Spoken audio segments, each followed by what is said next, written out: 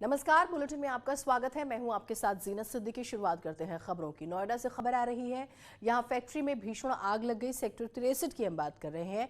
एक निजी कंपनी है जहां पर भीषण आग लगी है और बिल्डिंग का काफी हिस्सा जो है आग की चपेट में है। 2 बिल्डिंगों की बात करेंगे हम जो चपेट में आ गई हैं और फंसे लोगों को रेस्क्यू किया गया। फायर ब्रिगेड की 12 गाड़ियां जो है आग पर काबू पाने में लगी हुई है। काबू पाया गया। शॉर्ट सर्किट बताया जा रहा है कि आग लगने की वजह है और काफी सामान जो इस फैक्ट्री में था वो जल गया है।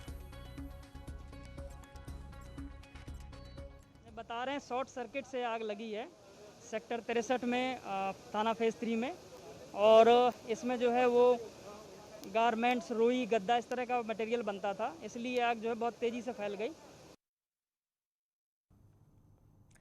आज सावन का तीसरा सोमवार है और सुबह से ही शिवालयों में शिव के दर्शन के लिए श्रद्धालुओं की भीड़ इकट्ठी हो गई है।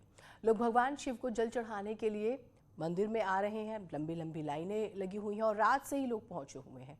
हर तरफ बस हर हर महादेव की गूंज सुनाई दे रही है। और आप भी आज क्योंकि तीसरा सोमवार है तो न्यूज़ 18 पर भगवान भोलेनाथ के दर्शन कर सकते हैं। वैसे कहा जाता है कि सावन का महीना शिव जी को बहुत पसंद है और शिव भक्त इस महीने में भोले भंडारी की आराधना और दर्शन करते हैं। उन पर भगवान शिव की कृपा बनी रहती है।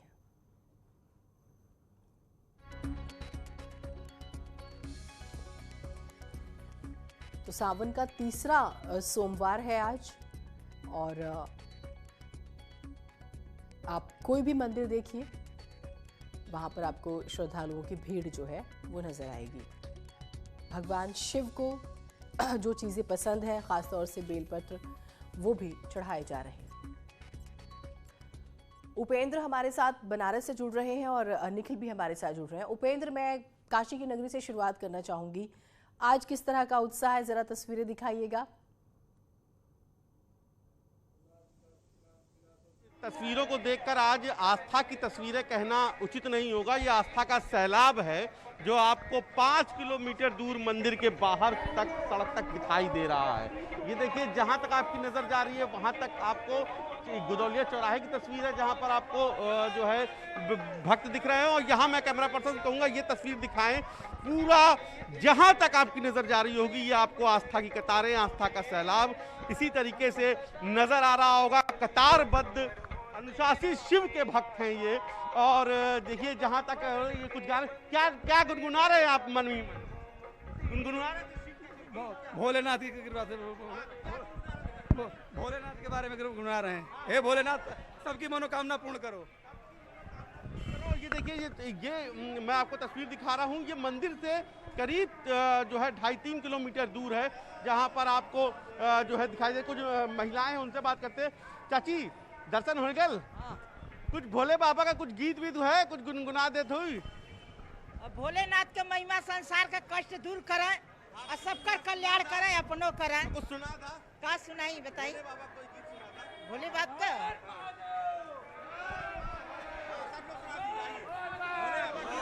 बोल बम बोल भोला कब देवा दर्शनवाय बतायल सवनवाना। भोला कब देवा दर्शनवाय बतायल सवनवाना। माथे पे गंगा, जटा पे गंगा, माथे पे चंदा, जटा पे गंगा, माथे पे चंदा, माथे पे सुलवाना। ठीक उपेंद्र, तो देखिए 5 किलोमीटर तक लंबी लाइन है। लोग इस तरह से सुबह सुबह से ही जो है घरों से निकले हुए हैं बाबा के दर्शन के लिए। उपेंद्र, मैं आपके पास आती हूँ। निखिल है हमारे साथ मेरठ से। निखिल, आप इस वक्त किस मंदिर में हैं, जरा वहां की तस्वीरें हमारे दर्शकों को दिखाइएगा। देखिए, काशी के बाद हम आपको विमलेश्वर मंदिर की बात करते हैं जो मेरठ में स्थित है, जहां रावण की पत्नी मंदोदरी पूजा करने आती थी भगवान शिव की। यह ऐतिहासिक मंदिर है और रावण काल से इसी तरह इसकी पूजा होती आ रही है। मैं आपको तस्वीरें दिखा सकता हूं। आज भी यहाँ पर भक्त हैं और जो भगवान शिव की आराधना कर रहे हैं। ये भोले की भक्ति है और शिव की शक्ति है। जिस तरीके से सुबह सुबह यहाँ भक्त आते हैं और हमेशा से यहाँ आराधना करते हैं, आप देख सकते हैं तस्वीरें। सुखद अनुभव है ये मेरठ के इस मंदिर के दर्शन करना, जो इतना ऐतिहासिक महत्व रखता है, क्योंकि रावण काल से इसका अस्तित्व जुड़ा हुआ है और तब से लेकर अब तक यहाँ पर ऐसा कहा जाता है कि जो भी कोई मनोकामना अपने लेकर आता है, भगवान शिव भोलेनाथ उसके भावों का ध्यान रखते हुए उसकी मनोकामना को पूर्ण करते हैं। मैं आपको दिखा सकता हूँ, ये मेरठ का बिल्वेश्वर मंदिर है और जो ऐतिहासिकता है इसकी, हमारे साथ पंडित जी भी मौजूद हैं। पंडित जी, क्या ऐतिहासिकता है यहाँ? ऐतिहासिकता की है कि भैया ये बाबा बिल्वेश्वर नाथ महादेव मंदिर, ये बिल्लो के बाग हुआ करते थे पहले, इनका नाम पड़ा बाबा बिल्वेश्वर नाथ। ये जो शिवलिंग है स्वयं हुआ है और इसके ऊपर जो लगा दिया अष्ट धातु का छत्र बना करके इसकी प्राण प्रतिष्ठा करके स्थापना कर दी गई है। रावण काल से क्या अस्तित्व जुड़ा है? और ये बता रहे कि मय दानव का खेड़ा, मय दानव के राजा की पुत्री मंदोदरी यहाँ पूजा करने आ करती, ये रावण की ससुराल कहलाई जाती है। और मैदान की पुत्री तो मैदान की पुत्री रावण से ब्याही गई है, उसका नाम है मंदोदरी। मंदोदरी यहाँ नित्य पूजा किया करती थी और स्वयं उस शिवलिंग के कारण से उसकी मनोकामना पूरी और मंदोदरी ने अपनी मनोकामना मांगी थी तो रावण इससे उसको बर शक्तिशाली बर प्राप्त। जी, ये बताएं कि कैसे भक्त पूजा करें यहाँ पर आने के बाद और क्या क्या चढ़ाए जो भगवान शिव को पसंद हो? भैया जो अपनी क्रिया है नित्य सुबह नहा धोकर के अपना नित्य क्रिया करने के पश्चात अपना जल का लोटा, नियम तो ये कहा गया कि घर से जल का पात्र भर करके लाए और उस जल से पहले नंदी जी को फिर गणेश जी को और इस तरह पूजन करें, भगवान शंकर पर जल चढ़ाए। उसमें कहा कि तो भगवान शिव को आप जल चढ़ा सकते हैं और आपके पास कुछ भी नहीं है तो आप सच्ची नीयत से भी पहुंचिए, भगवान शिव को सब प्रिय है। बहुत शुक्रिया आप दोनों का, आप हमारे साथ जुड़े, तो आप भी जो है वक्त निकालिए और भगवान शिव के दर्शन कीजिए।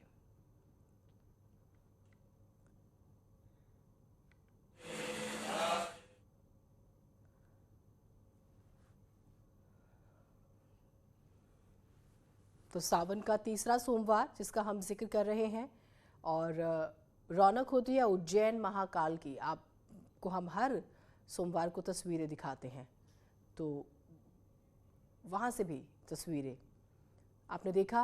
बनारस में 5 किलोमीटर से भी ज़्यादा लंबी लाइन लगी हुई है। मेरठ में भी आपने देखा किस तरह से उत्साह है लोगों में। पंडित जी जो विधि है वो भी बता रहे थे और ये केदारनाथ की तस्वीरें भी हम आपको दिखा रहे हैं।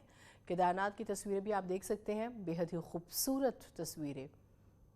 तो अलग अलग जगहों से आज बेहद ही खूबसूरत तस्वीरें जो हैं हमारे सामने आ रही हैं, जो हम आपको दिखा रहे हैं। और ख़ास तौर से सोमवार, सावन का जो सोमवार होता है उसमें ये सजावट भी होती है और उत्साह भी अलग होता है। तो केदारनाथ के दर्शन आप जो है यहाँ पर कर रहे हैं।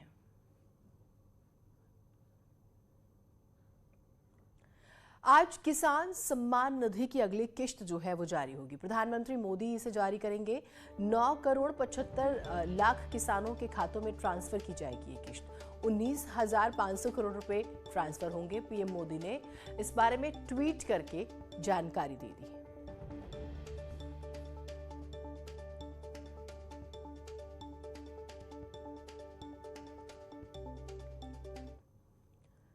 काकोरी कांड पर बड़ा कार्यक्रम है। काकोरी शहीद स्मारक जाएंगे सीएम योगी, राज्यपाल आनंदीबेन पटेल भी होंगे शामिल। आजादी का अमृत महोत्सव कार्यक्रम के तहत आयोजन है ये। क्रांतिकारियों ने काकोरी में लूटा था अंग्रेजों का खजाना। क्रांतिकारियों से जो है क्रांतिकारियों ने ट्रेन से लूटा था ये खजाना और अब प्रदेश में सभी शहीद स्मारकों पर ये कार्यक्रम जो है वो आयोजित होंगे।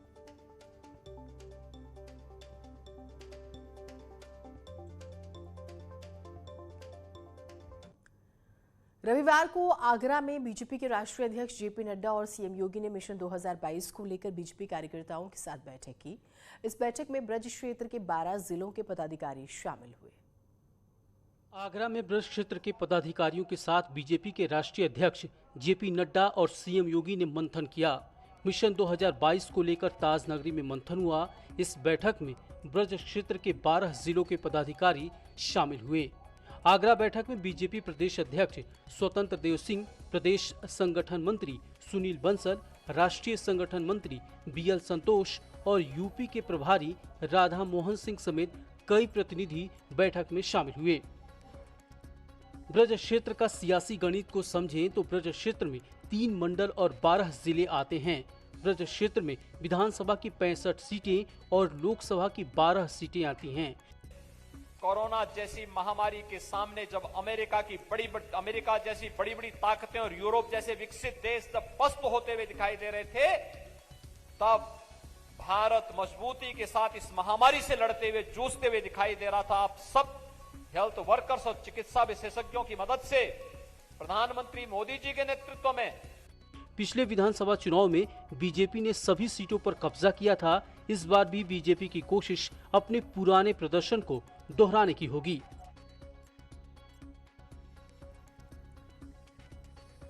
मिशन 2022 के लिए अखिलेश का नया दाव आपको बताते हैं। आज से समाजवादी पार्टी जो है बीजेपी गद्दी छोड़ो क्रांति अभियान की शुरुआत कर रही है और इसकी शुरुआत कानपुर से की जाएगी। तो बीजेपी गद्दी छोड़ो क्रांति एक अभियान समाजवादी पार्टी शुरू करे। पिछले दिनों आपने साइकिल यात्रा देखी, उसके बाद आपने प्रबुद्ध सम्मेलन देखा ब्राह्मणों को लेकर, और जिसका जिक्र करते हैं कि समाजवादी पार्टी भी बड़े पैमाने पर करेगी। और अब एक और नया अभियान है बीजेपी गद्दी छोड़ो क्रांति अभियान।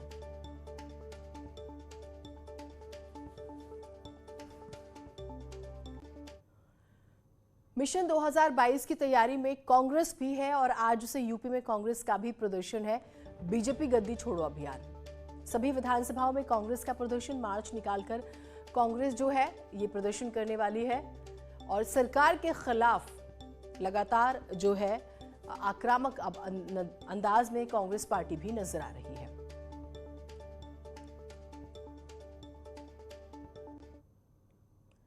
आम आदमी पार्टी के राज्यसभा सांसद संजय सिंह ने यूपी सरकार पर भ्रष्टाचार के गंभीर आरोप लगाए हैं। संजय सिंह का कहना है कि यूपी में जल शक्ति मिशन योजना के तहत करीब 30,000 करोड़ का भ्रष्टाचार हुआ है और देश का ये सबसे बड़ा घोटाला है। इस पर बीजेपी ने पलटवार किया, आरोप लगाया है कि आम आदमी पार्टी ने आरोप हमेशा लगाए हैं। आम आदमी पार्टी की आदत है आरोप लगाना, लेकिन उनको साबित नहीं कर पाती।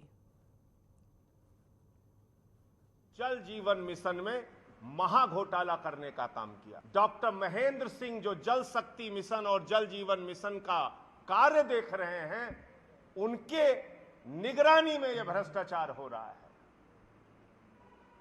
प्रमुख सचिव अनुराग श्रीवास्तव, चीफ इंजीनियर आलोक कुमार सिन्हा, ये तमाम लोग मिलके लगभग 30,000 करोड़ रुपए का भ्रष्टाचार की इन्होंने योजना तैयार की।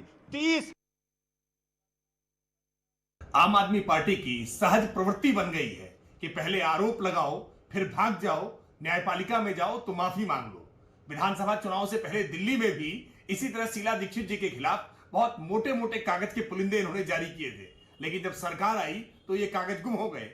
अब लगातार उत्तर प्रदेश में विधानसभा चुनाव को देखते हुए बेसलेस आरोप लगाने का काम लगातार कर रहे हैं, लेकिन जनता में आम आदमी पार्टी या संजय सिंह की कोई क्रेडिबिलिटी नहीं है। आप सांसद संजय सिंह के घोटालों के आरोपों के बाद सियासत तेज हो गई है। कांग्रेस और समाजवादी पार्टी ने निष्पक्ष जांच की मांग की है। जल शक्ति मंत्रालय ने ये काम किसी एक ऐसी ब्लैकलिस्टेड कंपनी को दिया है, इसका जवाब योगी आदित्यनाथ जी और उनके मंत्री को देना होगा कि इसमें कितने करोड़ की मलाई आई है और किस किस में बटी है। इसको जल शक्ति मंत्री की ख्याति को लेकर ये पहले से ही प्रश्न चिन्ह उठ रहे थे, सवाल उठ रहे थे कि इस विभाग में काफ़ी घोटाला हो रहा है। अब एक जिम्मेदार सांसद ने जब तथ्यों के साथ आरोप लगाए हैं तो इसकी निश्चित तौर से एक निष्पक्ष जुडिशियल इंक्वायरी होनी चाहिए। चलिए एक छोटा सा ब्रेक ले रहे हैं, कहीं मत जाइएगा।